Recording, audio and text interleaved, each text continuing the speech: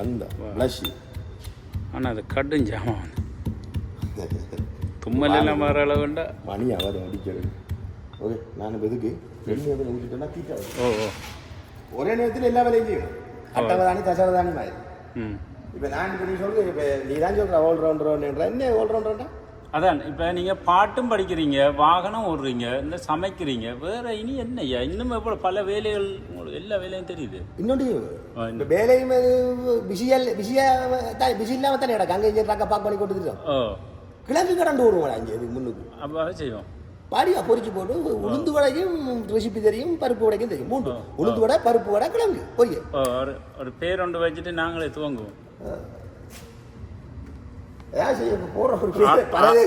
ஆள வந்தான் பொரியல்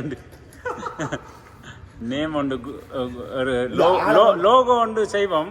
லோகோல அப்படி கிழங்கு ரெண்டு பக்கம் நிற்கும். ஒரு விஷயம் ஆள வந்தாண்டு நானா எனக்கு வச்சது இல்லை.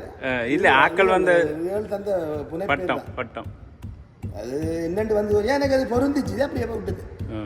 அது நல்லா தான் இருக்கு. சரி, நீங்க தானே ஆள்றீங்க எல்லாத்தையும். இப்ப சில பேர் வந்து அப்படி ஃபீனிக்ஸ் மாதிரி தானே. ஃபீனிக்ஸ் என்ன செய்ய முடியாது. ஃபீனிக்ஸ் பரவாயில்ல. ஃபீனிக்ஸ் எதை நோக்கி போக முடியும். சூரியன் சாம்பலுக்குள்ள இருந்து பறந்து வருமாமே. அதோட கருத்து என்னன்னா அது இறக்காது, திரும்ப திரும்ப முயற்சி செய்யும். அதே தான் நீங்க. அதான் ஃபீனிக்ஸ். சாவு கிடையாது.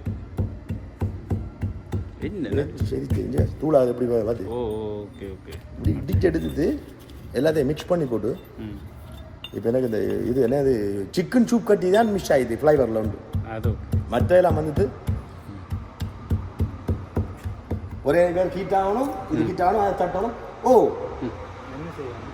கரண்டியா? இன்னொரு பாத்திரம் மாதிரி மஞ்சள் போட்டு. பாத்திரத்துக்கு அப்போ அதை கட் பண்ணி ஓகே ஓகே கட் பண்ணிவிட்டு ஒன்று பாத்திரம் ரெடி பண்ணுவோம்.